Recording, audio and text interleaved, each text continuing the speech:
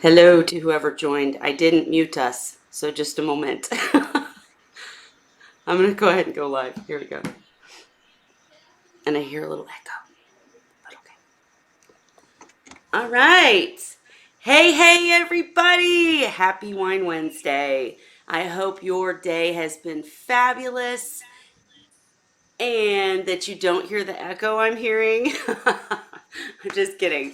I can see I already have a lovely guest. Hello, Sir Dan. How are you tonight?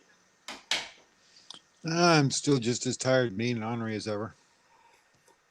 Awesome. Well, before we get into the Seahorse chit chat, I have to very quickly show you guys something. I don't know if any of you are like this. Well, actually, let me start over. If any of you know me well on the outside and you've ever tried to contact me, you know that I'm absolutely terrible at answering the phone, opening mail. We'll just go with that. So I wanted to show everyone and make a public, huge thank you to Coral Gal on Instagram. And anyone who knows her personally, it's the wonderful Cindy, who a very long time ago sent me, let me cover this stuff up, this really cute letter. And I have been out of the game so long that I don't know much about the cool sticker thing that's going on. I'm sure you guys all know. So, really quickly, I wanted to show you. She literally sent me a starter sticker collection. And I know it's huge in reefing and seahorse people these days. So, I'm going to just show you them very quickly and, of course, very loudly say thank you, Coral Gal. You are so amazing. I miss you, Rumi. And I just wanted to show you guys these stickers. So if you've seen them or you know what I should do with them, we're going to have to decide what to do with them. But I wanted to show you real quick. We've got reeftees.com. I hope I'm showing these well enough. There we go. We have Reef Pals. Very cool. I mean, I've got the cool starter collection, y'all. All right. Coral Gal. Oh, I see frozen video, guys. Please let me know if it's still frozen. All right. Hi, Ray. I'm showing off my Mine, stickers real quick. Coral mine Gal. froze and it unfroze itself again, so I don't know what's going on.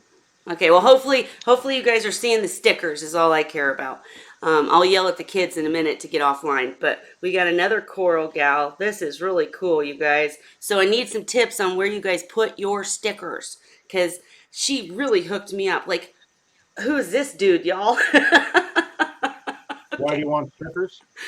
My friend who goes and roommates with me at every Macna sent me this package of a because I didn't know that sticker collecting was so in the reefing industry, and apparently it's all over Instagram, all over Facebook. Like every event, they do these huge sticker hauls, and people collect them and put them all over everywhere and on the tanks. And I was behind because I didn't even know and I hadn't collected any. So she sent me this starter pack, and the big deal, guys, is that it's set in the mail for probably 3 months because I didn't open the letter. It was stuck in between bills. So, and of course, I don't open bills. Anyways, I'm almost done. We'll get to seahorses in a minute, but I wanted to make a big, huge deal out of it because I so appreciate it. And I want the audience to tell me where to put these cool stickers. Ooh, KC Reefs. We know him well. Them well, excuse me. Um, Bonbons Reefs. Very cool. Lots of shout outs here. Reef Pals gave me a threesome here. Very cool. And the best, of course, a beautiful big Coral Gal. So, you guys, I've got some decals on some of my tanks, but I'm thinking we should do some big like board thing or something and start and get. We need some Seahorse Whisperer picture stickers, don't we? I think we do. And of course, I got a lovely note. So I just wanted to make a big shout out. Thank you, Coral Gal. And then my final little mail show off thing is that if anybody, in case anybody didn't see my post on my personal page, my sister-in-law is making caramels. So, I had to show you guys because she sends an adorable, really cute card type deal. Or that might have been just for me. I don't know. But it comes in this adorable packaging. Guys, I don't do many ads on this channel. I got to show you the cool stuff, especially because I appreciate so much when people send me stuff. It's so cool. And these caramels come individually wrapped. I've got chocolate and regular, so I know Dan will be stealing them soon. And they are delicious. So check out DLV caramels on Etsy. All right, now I'm done with my ads. All right, Dan and Ray, how are you today? I'm gonna munch on caramels while we talk. What's going on? What's seahorse wise in the world? Anything new? They're still swimming. They're still swimming. Hey! Whoa. Dan, I did see. I will get to the comments, guys, in just a second. I'm sorry for the shout outs, but this is really cool, and so are the stickers. So, anyways, Dan, I did see that you posted Tammy's articles in Seahorse Sources group, right? I did. And that's Um, awesome.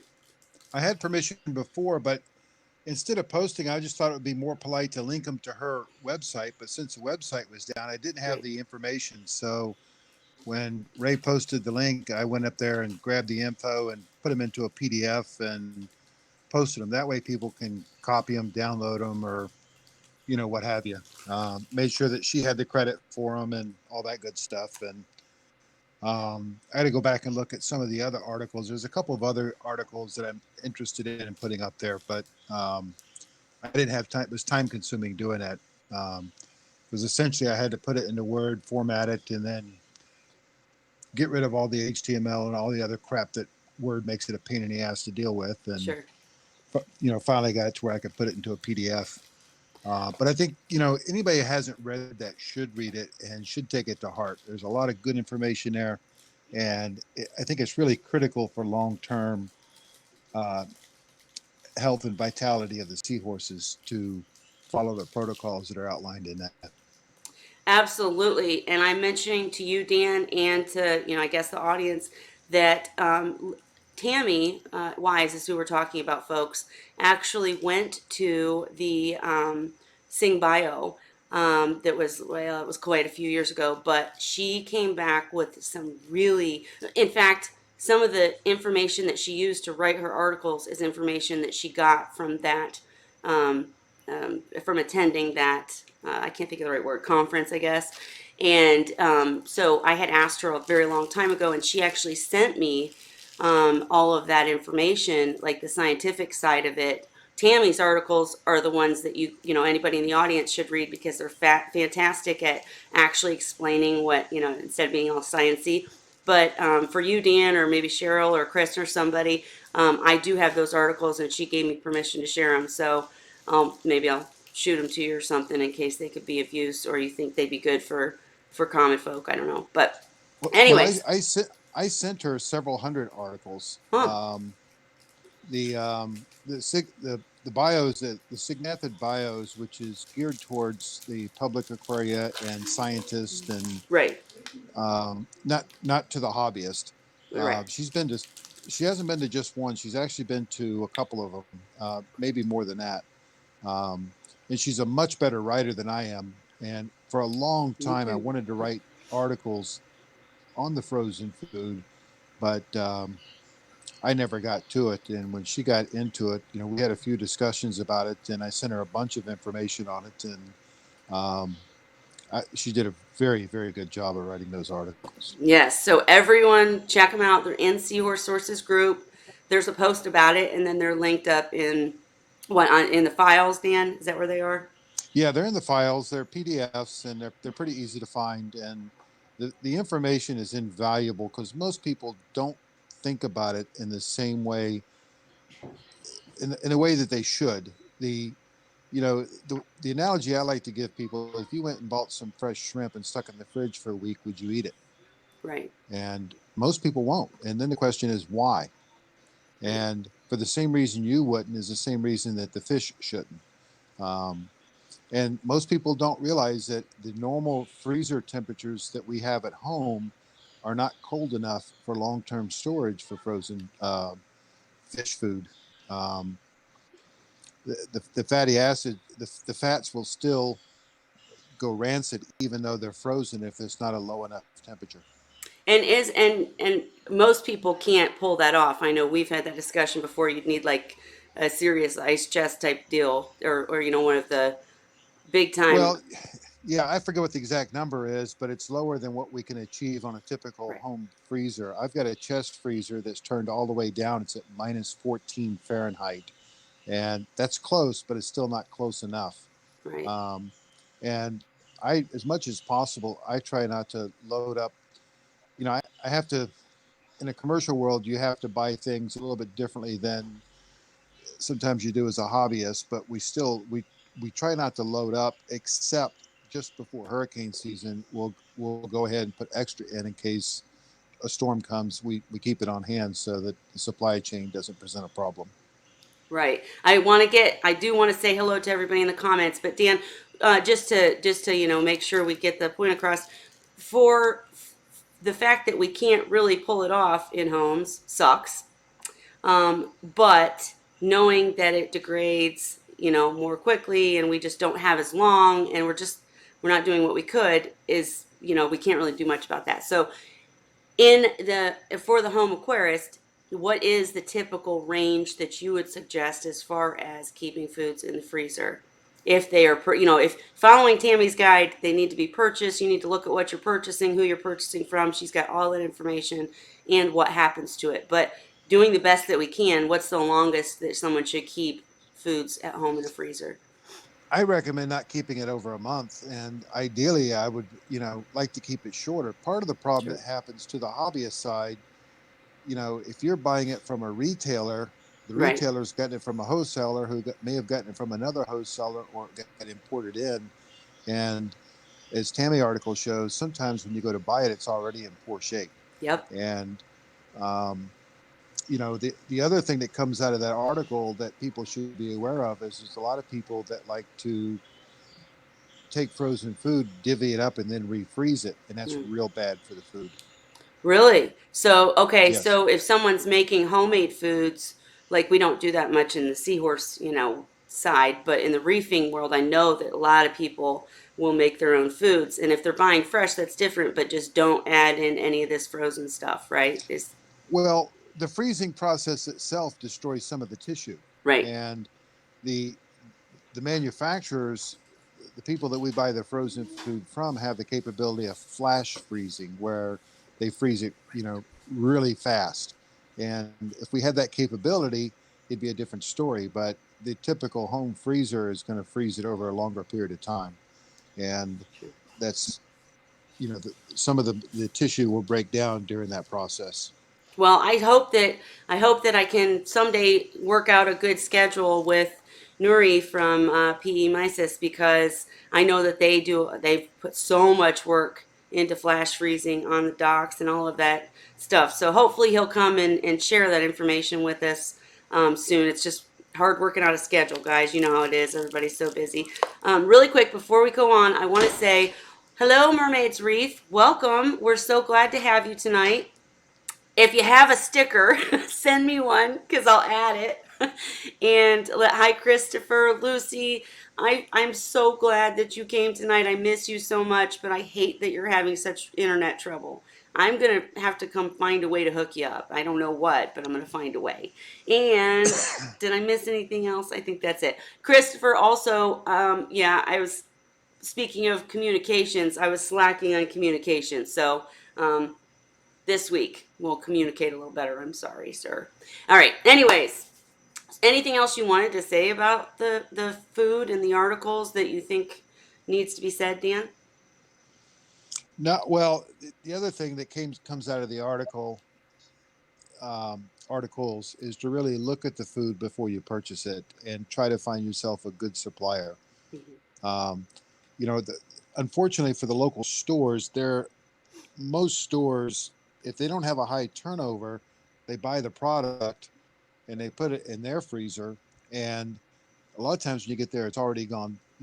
It started to turn color, which is not a good sign. And the store is kind of at the between a rock and a hard place, because typically there's not a lot of markup on the frozen food. So it's for them just to toss it, it's a loss, and the distributor's not going to take it back. Right. So it's and ordering it online. I've had success having it shipped to me. I've also had failures, and it's a crapshoot. And even if you've got a reliable vendor, it's there's always the potential for it to come in bad, even with somebody who normally ships it well. And even for me, buying it direct from a distributor, I there was a point to where Alyssa and I were communicating back and forth because we get it from the same place, and it was coming in to the point to where I just wanted to throw it in the trash. Oh no. And fortunately, we got through that, but it was bad. I have never, in the entire time ever, had a good experience buying shipped frozen foods. Not ever. Well, the key there is the quantities. If you're buying it by the case, it's the chances of it arriving in good condition are much better. But when you're buying, a small amount, it's very difficult to ship a small amount correctly. Right. Only if you use dry ice, and then dry ice presents problems with shipping, and Right. it's not an easy fix. Well, I know that after Tammy wrote that article and I spoke with her, she mentioned another suggestion of going directly to the vendor, but that's difficult sometimes too. And then, do you remember? Do you happen to remember the name of the gentleman that we spoke with at MBI? Was it Jason? Do you know what I I'm don't talking about? remember. Yeah, Okay. I do. Well, we had a fast when Dan and I were both at the Marine Breeding Initiative conference. We got to talk to some of these types of people, wide variety of people from hobbyists to the professionals, and a bunch of breeders, obviously, that are very interested in feeds. And so I gathered some information, but hopefully I can get him to come in here and tell you himself because I don't want to misquote. But it's a fascinating topic, and there has to be some solutions. I just don't think we found them yet. I mean, I don't know what they are, but I don't know. Chris, I'm curious since I see you're watching, and hello, hello. I understand completely you're on holiday. I'll try to catch up with you afterwards. But do you guys, oh, that's right. I'm getting ready to ask the question. I forgot that you have already answered it. You guys don't buy frozen foods, right? I believe that that's correct from the last time you came in and interviewed, so I won't ask the question. But for anyone watching, have you had a good experience in getting frozen foods shipped in? Do you have quality frozen foods at your local stores? What is your experience with the frozen foods section? Just curious. I have pretty good luck here in London. You do? Yeah. Well, sometimes I get it from Hamilton area, which is a little over an hour away, but my daughter lives there and she picks it up and brings it down when she comes on the weekends for down to her trailer. But I also order through a store here, and they know my situation. I don't buy something they have in stock. They have to get it in, and I pick it up the same day that they get it in. Mm, And they know that if I look at the pack and it's been thawed or any sign that of deterioration, that I'm not buying it. sure. So only once in, I don't know, in 20 years have I had a problem with the product being not not purchasable, in my opinion. Um, like once they know, and I make sure when if I'm buying from somebody new, I make sure that they know, uh, Your expectations. and that if it comes in and it's not up to snuff, then I'm just not taking it.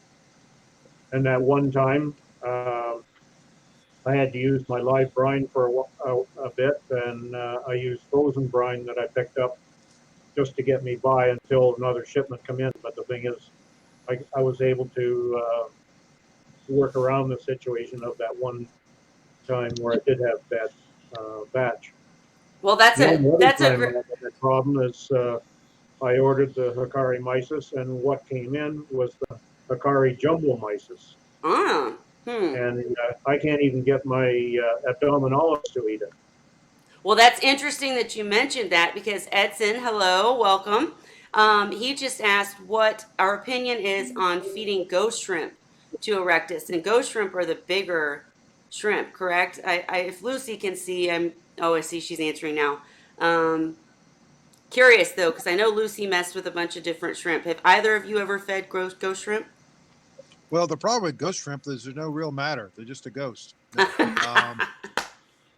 Most of the time when people refer to ghost shrimp, it's usually a freshwater species. Hmm. Although sometimes people sell saltwater species as ghost shrimp, but the freshwater species I've used before. In fact, I used to collect them.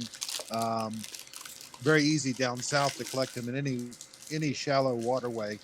Hmm. Um, but it's the problem is they're a freshwater creature, and we don't know exactly what the correct nutritional profile is of them. Mm. Um, I can tell you that I know seahorse keepers that fed exclusively live food to their seahorses and fed them ghost shrimp, and they had success. But we did it as an augmentation, not as a primary food. Right. And I guess, I mean, would you say that with any of these shrimp, if the seahorses will take them, then there's always the opportunity to gut load them, right? I mean, wouldn't Well, they? yeah, Or yeah, no? but how the way you would gut load those guys is shrimp will eat just about anything, but they'll have preferences to certain things in the tank.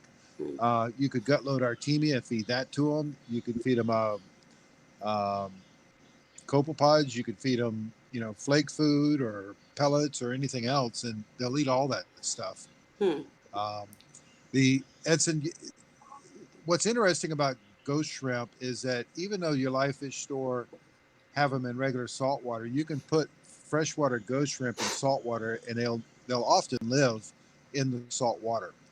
So that Yep. doesn't mean that they're a saltwater species. It's just that they adapt real quickly. And I've actually put ghost shrimp in a tank before and have them in there 2 weeks later Yep. because they were too big for the seahorses.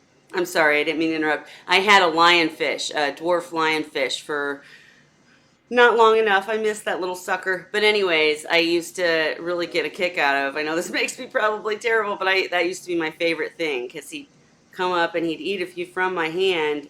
But if he was full or whatnot, they'd run around the tank. Edson, you're not wrong for sure. Surviving for a few weeks so they can be hunted and hunt likely. But yeah, I don't know. I think it really, I think the main thing is whether or not they'll take them. I'm surprised. Like my seahorses, I don't know if they're just picky or what, but they won't take big. Like I tried krill once when, and it was frozen, of course, but I tried krill once and they didn't really want any part of it. And unless it was desperation times and I was really out of food. But if I just tried to feed it, Dan or Ray, do you think that it also depends on like how hungry the seahorses are, whether they'll eat certain things or nah? Sure, that will play into it, but with ghost shrimp, the key there is to start them on smaller ones and then give them the bigger ones. Yeah. Once they get a taste for them and go after them, then they'll go after the bigger ones and just break them apart, That makes sense. much like they'll do with hermit crabs. I was gonna say Lucy always talks about how her seahorse she can't keep any cleanup crew because her seahorses eat everything, and I'm like, mine must be spoiled, seriously. But anyways, because yeah, anyways, I might just not see it either. Ray, what were you gonna say? Forgot already. Oh, sorry, yip But, yapping too much. but just a couple things talking about food. Go ahead. Dan was talking about people that thaw their food and then refreeze. Well, I get around that by, first of all, I buy flat packs, not those blisters. And I have a piece of 3/4 inch plywood that I have lined up and marked for cutting the 1 pound flat packs. And I use a razor blade knife to score them, snap them. So I get 8 pieces that each of those 8 pieces in turn, I cut them in 4, and then I cut each quarter of that. I cut that in another 4. So then I'm doing this while keeping it frozen. Um, so now I can cut up that whole sheet there and throw it back in the freezer. Well, I'm doing this, throwing it back in the freezer as I'm cutting type of thing. So it doesn't get to thaw, and yet I've got it all portioned out to carry me, so I only have to do the cutting once for a long period of time. Um, Now with the jumbo shrimp that I tried, I only got the 1 pack of it. They brought in 12 for me, but I wasn't going to take them when I didn't know. Hmm. So I tried it, but I'm they'll pick at some of it. Most of it they let go by, and it ends up on the bottom. Yep. But with my feeding process, I feed them enough that they eat it all. I would say in about 10 minutes at the most, maybe 15 at the very outside. And then I don't have any left sitting in the tank. Right. When I feed those jumbos, I'm feeding the same portion by weight, and yet I've got lots sitting in the bottom. So I know that they're just not doing it. And I've tried leaving it for a few hours, and I see some picking at it the odd time, but for the most part, it's just not worth it to me to leave it there when I know the regular stuff works and I don't have the crap sitting in the bottom to Sure. go to waste. So I Gotcha. don't Well, that's know. what Dan I, I just. still I still think it's much better to feed them more times a day and not have anything left in the tank to decay. And that Sure. means in turn that I have less cleaning to do, less plugging up of the filters, less having, uh, I can let the filter sock go maybe an extra day or two, whatever. It's just, It's just smart. You're right. and on That. top of that, ever since I started that thing, I don't lose seahorses anymore. I don't get bacterial infections anymore. Now, wait. Are you saying that that's because of the feeding process, feeding more, or because you're not having any leftovers? Well, I think it's all the same All thing. of it. Okay. It's what I feel. I have no way to prove it. It's Well, just that no. when I actually I can. started doing things like that, uh, my seahorses actually look fatter, Mhm. uh, and they appear to be healthier, especially the abs. Um, but when I don't have problems anymore, then that tells me either all of a sudden something changed and I just got lucky, or the changes that I made are doing something good. Sure. I think Dan was trying to say something, so I'll be quick. But I don't know if Lucy, if we ever got the video published, but I know I made a video talking about Ray, basically exactly what you're talking about. That's how I feed also. And depending on how many times a day because that's one of the main questions we get asked is how much, should you feed this many seahorses? And it all kind of depends. And so my method has always been to see if there's food left over, then you need to feed less at that feeding, or you know what I mean. And so anyways, I need to look that video up, but I agree with you 100%. And Lucy, which species of krill? It was, I believe, honestly, it was Rod's food. It was frozen, and it was in some packets. He gave me a bunch, and they loved the plankton, but they did not care for the krill. I don't know if the shell was too hard or the orangish color. I don't know, but they just had wanted nothing to do with it. So I don't know, but yeah, it was just a trial to see if they would eat it, but. Dan, what kind of advice do you give when someone asks, like, how often, if they can't feed often enough, how to make sure they're feeding enough? What do you usually say? Well, normally I recommend they feed them at 3 times a day if possible. And Sure. most people can do that if they'll feed them in the morning at home when they get home from work, and then a little bit later in the evening before lights out. Yeah. Um, the, if they can only feed twice a day, there's many people who kept seahorses long term doing that. Um, there is no set amount that each seahorse is going to eat. I hate it when people ask me, well, how many pieces do I feed them? Well, you don't do it that way. Right. I generally go by the rule of, somewhere between a half to a cube of mice per pair of seahorses per feeding as a starting point. And if you're using the cubes, that works. If you're using flat packs, it doesn't. And, as a general rule, if you feed and 30 minutes later there's no food left over, you didn't give enough. Right. And if there is food left over, it was too much. So it's a little bit of a, you know, dialing it in, Yep. and that will also change over time. And, it's like people, I got a guy at work that eats all day long, and we got another guy at work that won't even eat a half portion of something, and maybe one meal a day. It's each seahorse is going to be a little bit different in terms of their feeding habits, just like people. Sure, and you actually made a really good point. That's what I was saying. I made a video doing that, but I don't think we ever published it.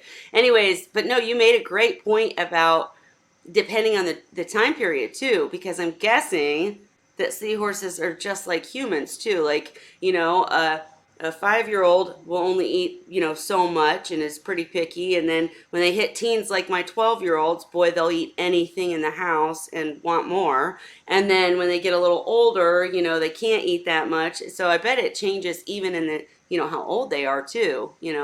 So you kind of have to Well, probably tinker with I, it. I, I see it as a breeder standpoint. I see it as they go through different stages. Right. When they get to about 3 or 4 inches here, I'm dumping the food in, and I can sometimes have a 90-gallon tub with 300 or 400 seahorses in it and be feeding it a quarter pound of food a day, Mm. and them still wanting more. So crazy. Like my 12-year-olds. I see. I got it. Well, that's interesting that Lucy said in the comments that she got her seahorses to eat the jumbo hikari. Wow. For, First time I've heard of it. I know. Lucy, we're dying to know how you did that because, wow, that's really great. You They're know, even a color. they're what? They're even a different color. They're Are they halfway really? grill. Wow. See, are they, but as we're sitting here talking, PE mysis, I believe, is a freshwater mysis, and they are bigger, and the seahorses love them. So I don't, I just think there might be, Lucy's the master trainer, let's face it. She gets seahorses to eat everything under the sun, but I'd love to know But what these you did. jumbo Akari are bigger than the PE. No, they are bigger. Okay, Oh gotcha. yeah. And Edson, of course, knew people asked that question because they don't want to make a mistake. Yeah, there. Please believe I asked all the questions, still do. So nothing wrong with it, and we just want to try to help give the answers for sure. And I got to tell you guys, I'm gonna keep mentioning it. Darn it, these caramels with this Merlot wine, oh, so good. Dan, are we drinking Irish or orange juice tonight? Neither. I don't even have anything beside me right now. What? On Wine Wednesday? Oh my goodness. No, but yes, and of course, as Dan said, we everyone encourages the questions. Now I've got caramel. Encourage the questions. Love it. What other questions do we have, guys? Or is there anything either one of the two guests, Dan, Ray, do you guys want to share? I'm talking silly now. I can keep my mices outside right now. Oh, is it Went down to freezing? went down to minus 16 centigrade last night. Man, I think it's. Go ahead. minus 16 would be minus 3 your temperature. Mm-mm-mm. I'm not sure the exacts here, but I know the schools have already started with the early releases and, e-learning days and 2-hour delays. And I'm like, man, take them already. I don't care if it's cold. No, I'm just kidding. But it is really cold here too. I don't even want to go anywhere. I'm like shut in. And, Well, it's supposed to get warm in this coming week and up around the freezing mark, so we may lose some of the snow then. it's snowing here too. Dan, it does it, how often do you get cold there? Well, it varies from year to year. Typically down here, we'll have a we call them cold snaps, where the temperature will drop for a day or two, sometimes three, and then go right back up. The average temperature, like for this time of year, is typically in the upper 70s, low 80s in the daytime, and then in the 60s, upper 60s to low 60s in the evenings, uh, for the low. It's been unusually hot because the evening temperatures haven't been dropping up until a day or so ago. Um, then we had one winter where it stayed cold for a long period of time. And when that happened, we had massive fish kills. A lot of fish were floating on the water. Oh no, that's terrible. Guys, I'm making sure my computer's actually plugged in because I don't think it is, and we'll all be gone in a second if I don't plug it in. So I'll be right back. But how is it right now, Dan? I think right now we're in the upper 60s.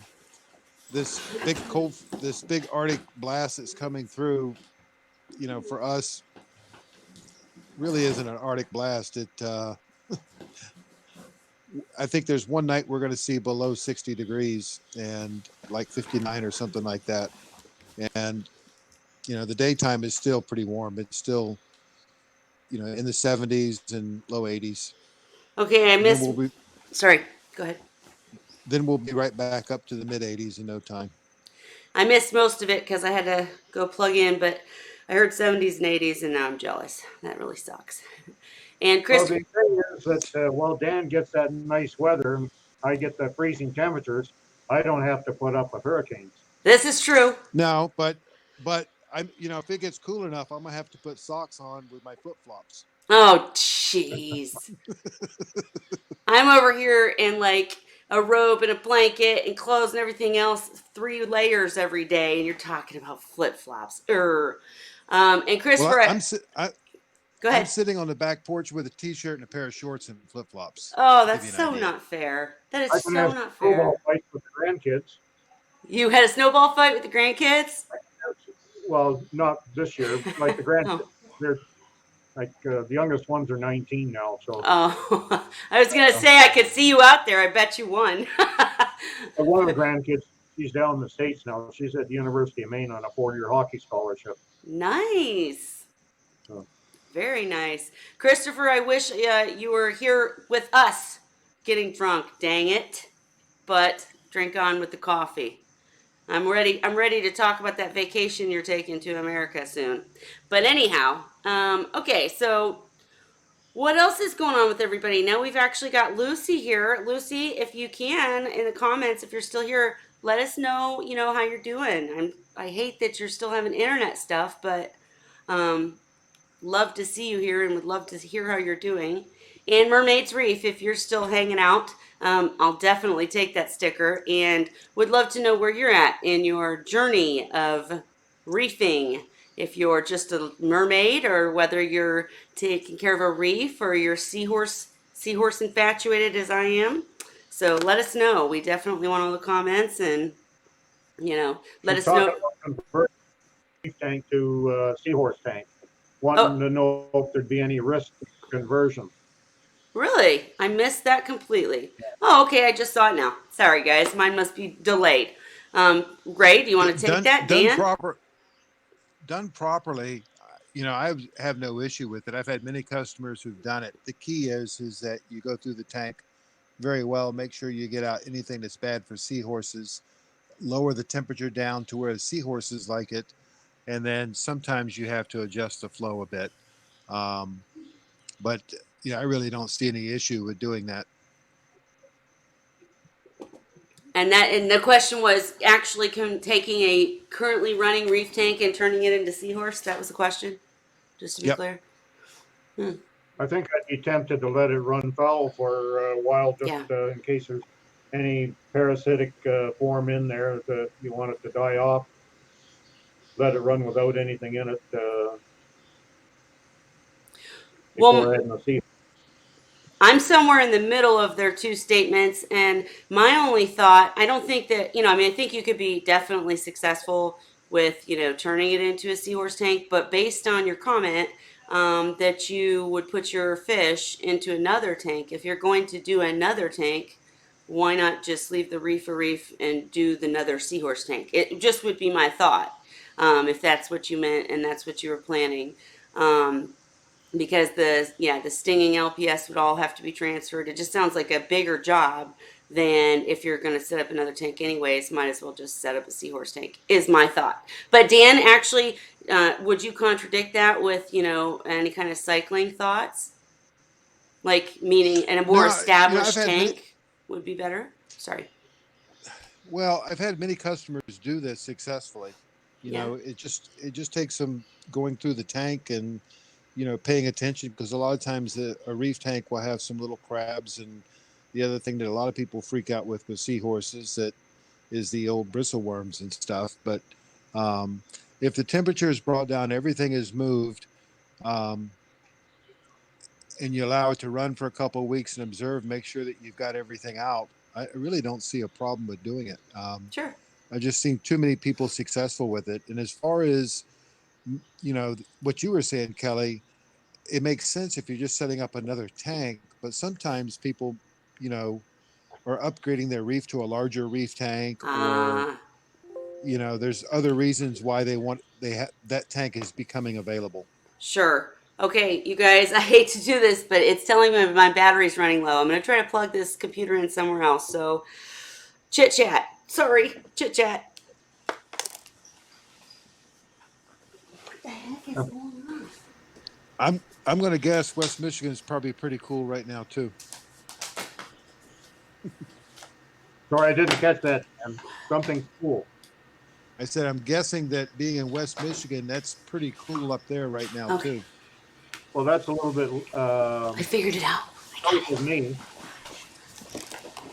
It would take me just over an hour to get to Michigan, driving south. It'd take me about 24 to 26 hours nonstop. Yeah, well, from here to get to mid Florida is about a 20-hour drive for me. Well, here's a question for you, Ray. What is the southernmost state? That I don't know. I Kelly? could, I I could don't know even either. for sure. Oh, yes, I can. We are in Ontario here where I am. It's the southernmost part of Canada. Yeah. Uh, uh, I can't even picture a map of the states. And being that it's well, more than 50 years ago since I was in school, and in the latter years of college, there's no way. Whoops, there's no way that I was ever doing any geography. So Just tell I us couldn't the tell answer, you that. Dan. Just tell us the answer. Well, the guy that proposed the question to me a few weeks ago was funny because he says, "Tell me which state is the furthest north, furthest south, furthest east, and furthest west." And most people go for Florida or Texas as being furthest south. In reality, it's Hawaii. Oh, Um, right. and then the one that's furthest north is pretty obvious. That's Alaska. But the one that everybody fails to get is which one is furthest east and furthest west. Okay. Yeah, And tell us. that is actually Alaska because it sits on the meridian, the time zone change and Oh, the date change. jeez. Oh, wow. That's pretty cool. That is pretty cool. Chris guessed Texas. Hey, and Yep. Chris, I did get it plugged in, guys, so we shouldn't go dead, but I'm not going to keep everybody late tonight. Want to start doing a little bit shorter streams so that, they can be shared if we cover, important information or have interviews. So, anyways, but Christopher wanted to know, what do we do to treat new live rock and corals? I'm going to feed the seahorses. Okay, Ray. Dan, do you have any thoughts on this? I don't do anything to. First of all, I don't keep live rock or corals, so Right. I personally don't do that. Most of my customers will start off with dry rock as opposed to live rock. Hmm. Um, and corals, I know there's some people that dip them in some type of a dip, but um, Yeah. I'm not real solid on that one. Well, I can answer your question as far as what I do, but my biggest answer is typically I go to people I trust and ask them. And that extends to, like, depending on where I buy things. Meaning if I went to a frag show and bought a coral, that would be a little bit different, and I would probably take more precautions than if I bought from a vendor that I know and trust and know that they're already quarantining and that kind of thing. So it does depend on where I buy. And I do my first tank, my reef tank, I used live rock, and literally to this day, I have a piece of rock that is still leaching phosphate.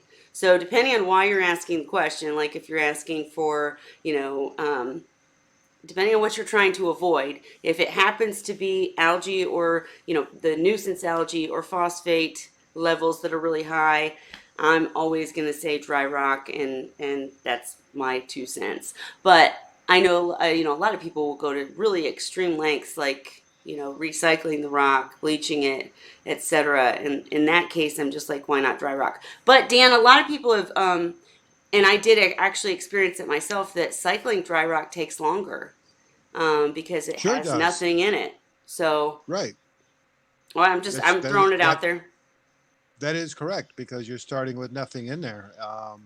Whereas live rock already has some bacteria already seeded in there. It's going to grow. It's going to. So in fact, I've seen people take live rock, put it in a tank, and 3 days later challenge it, and it passed. Right. And Salty good. piped in, and I would take Salty's advice over mine anytime when it comes to anything regarding corals. Me too. Just to let you know, Salty's our coral guy for absolute sure. Sure. And he said he only uses dry rock too. I mean, there are a lot of people who will do the putting the live rock into a bucket with a power head and just letting it sit there to where it supposedly still keeps like the bacteria, but it gets rid of all the other stuff. I just personally wouldn't risk that myself. But if it works for you, cool. Um, and you're setting up a new tank at your house. Ooh, we want to follow that story, Christopher. And if you're doing coral, we'll definitely pull Salty in. But I have used the bear dip. When you're talking about macros and stuff, then I usually set up quarantine. I couldn't agree with you more that prevention is so much better than trying to find the cure. But yeah, it just depends on the circumstances, really. There's so many different things. And I don't really use live rock that often. Now, when I went to Macna, I actually talked with Laura. I'm not going to remember her last name, but she gave me an excellent talk about the benefits of live rock, and it really confused me. So there's very differing opinions. And Nintendo Switch, glad you came back to us from jamming to Mariah Carey. Very good. Um, but Dan, have you seen anybody be successful with live rock? I'm curious. Sure, I've lots of Yeah, customers been successful. I've also had lots of customers that had problems too. right. And when I say problems, it's usually more towards the pest orientated problems. Gotcha. Um, crabs and bristle worms and stuff like that, anaptasia, Yeah. those types of issues. Well, I'm wondering. I've never actually tried it. That's why I'm afraid to say it. But with the macros, that what I do is I put them in a small tank, nothing fancy. They're not fish, so they don't need the hiding spots and all that. I just give them light. I make sure to feed them because the feeding is what makes aptasia come out. Um, and let them sit there for however long, 6 weeks, whatever, and usually only take the trimmings from the top. But I'm just curious if you could do that with rock, like if you fed a little bucket and had flow in there and fed it, and I bet that's what they do as far Look, as look at Salty's post. okay, curing site drying. Okay, wait, if there was dry rock, cure the rock, then cycle it, downsize to. There's a lot of great videos out there. Yes, I know. Salty, I know there are. I just didn't have any in mind. But no, absolutely. Salty's got it. Thank you, Salty. And how are you, Salty? We would love to hear how you're coming along on your quest, on your setup. We'd love to hear the stories. And Dan's answering questions in the comments. So, all right. There's any media can be cycled outside the tank. I used to keep cycled media on hand just so that I could tear down a tank and restart it instantly. Sure. Um, I wasn't using rock; I was using coldness media, but same thing would apply. If you got it water circulating and you're adding a food source for the bacteria are going to populate, and it's Mhm. going to, it's going to have a good population of bacteria if you're doing it properly to put right in a tank. Sure. I still keep it on hand. But, anyways, yep, I agree. Oh, yeah, Fish Effects is great, Salty. That's a great recommendation. Fish effects, yes. Go check out his videos on curing rock and etc. They're fantastic. And have you started your channel up yet, Salty? We want to see what's going on with you. I know you had started it and kind of backed up. So, Christopher, Nintendo Switch, not really sure. They joined last time. In fact, in Nintendo Switch, are you not the one with the beta fish? Um, okay. Anyways, anything else we got to chat about before I just keep talking to myself here, talking to comments? Anything else we need to cover? Oh, you talking to me? Yeah, I'm talking to you. Sorry. I was sitting there reading instead of listening. Uh, I was just trying to catch up on what I missed while I was feeding the horses. I I had a forget. pen. I went down to feed the abdominalis. I got down there, and there was one of the abs was right line on its side up against the power head at the intake end, and well, just panicked just for a second there, and then I finally realized the female had the tail wrapped around it and was holding it there in place. Oh my I gosh. had to move the power head to get them to move, get out Oh of the my way. gosh. Oh my But gosh. so they weren't even sucked up against it. It was just the female. She was just being stubborn, and as much as he was thrashing around, she was holding on. You know what? He probably did something wrong. He had to be punished. I'm with her, you know? But that's good. I'm glad to hear that there wasn't a catastrophe. That's really awesome. Um, It's hard to take time at my age, so and I forgive you for reading the comments because that's my problem. I start reading the comments and I'm like, forget that I'm live streaming and I start talking to the comments and it doesn't work out very well. So I forgive you. It's hard not to. But yeah, we'll have to. I love the flow conversations too because people don't realize, you know, that seahorses actually like it. And, you know, so many people think they'll get sucked up and all that. Ray, do you protect all your power heads? yeah. Cover them? My power heads, most of them are about 25 years old. Mm-hmm. They're Hagen power heads.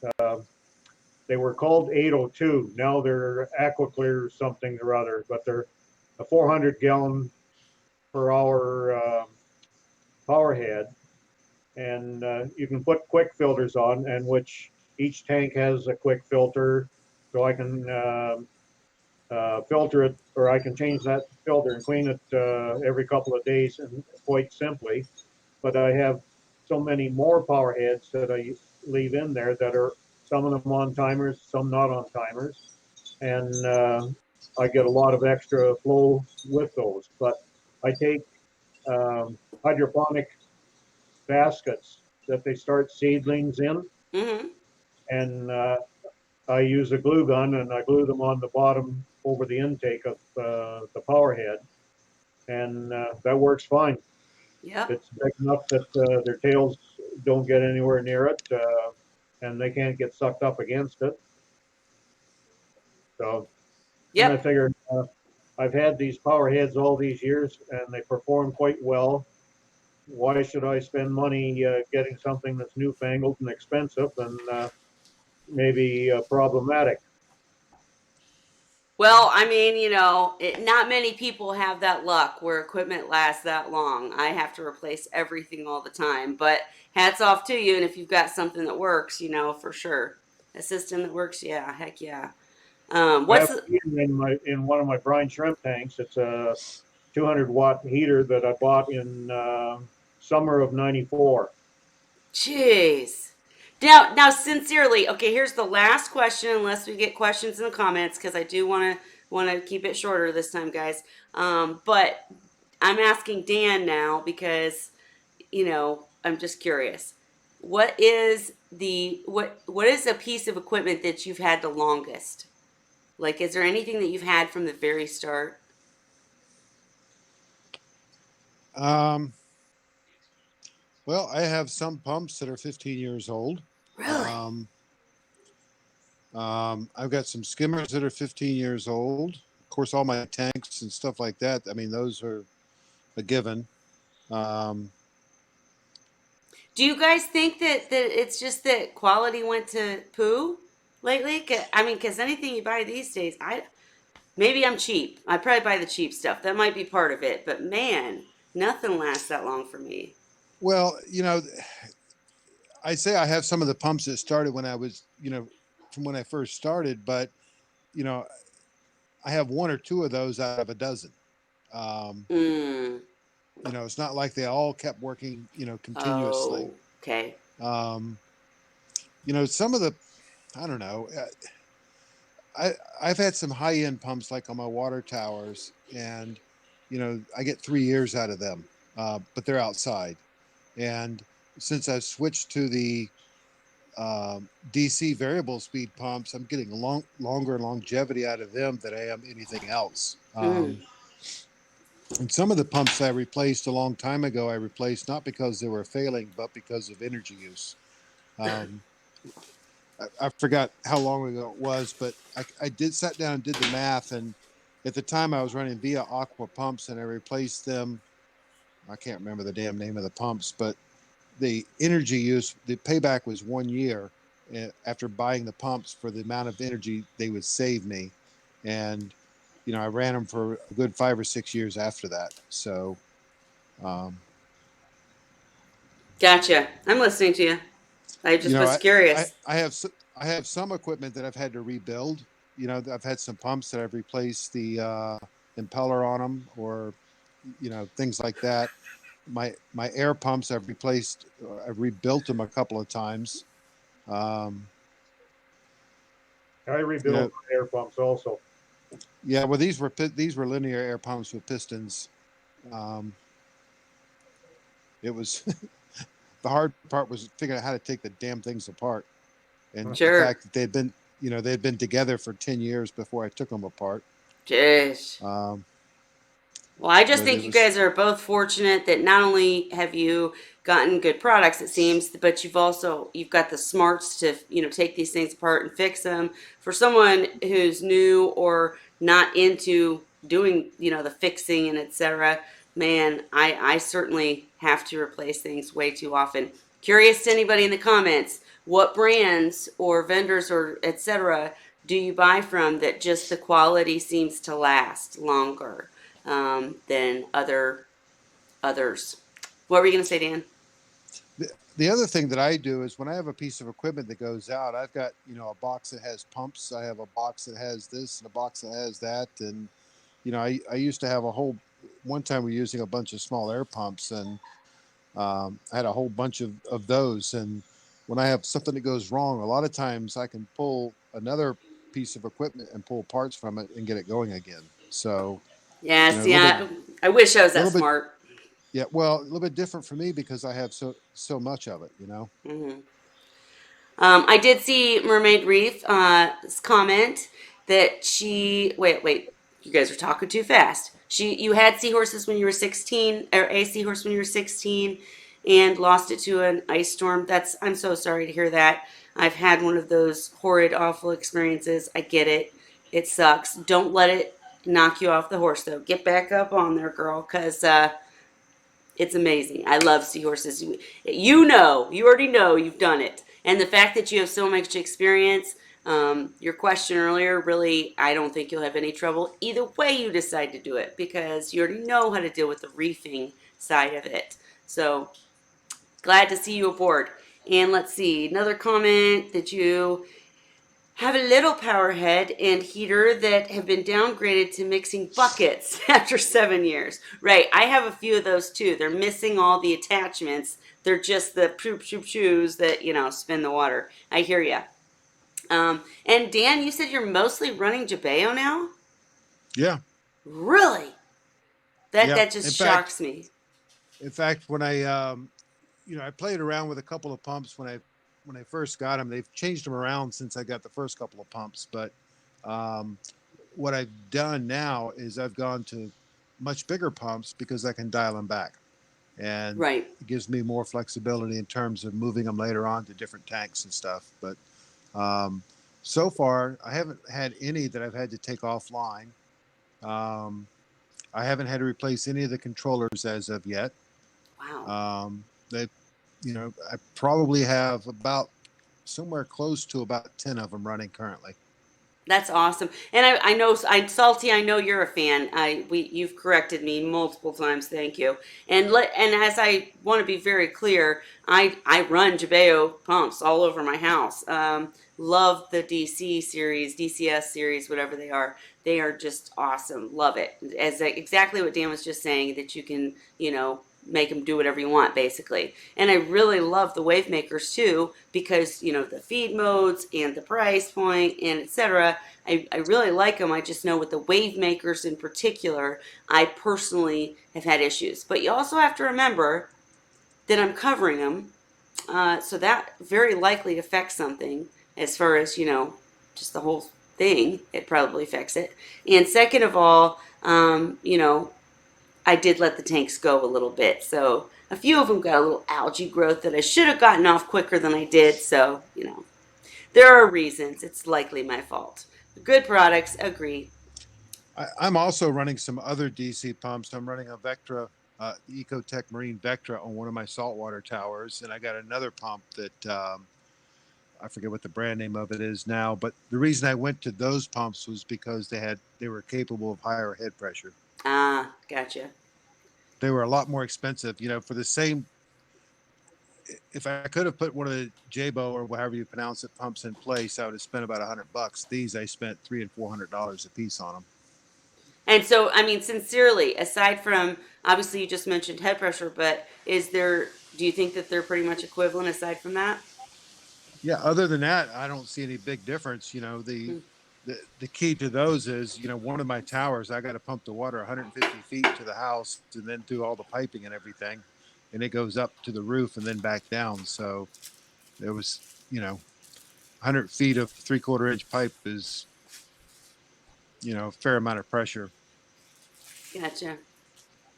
Well, it's just interesting to me. You never know where the lines are as far as, are you paying for a name and it's really the same, or is the quality truly different? I don't know. When Alyssa and Kyle were building out Yep.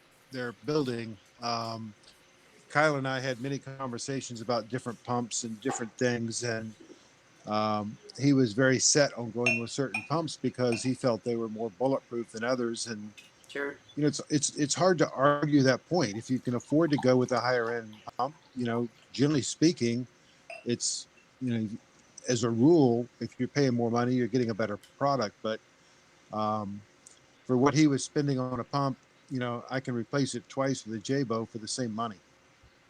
Right.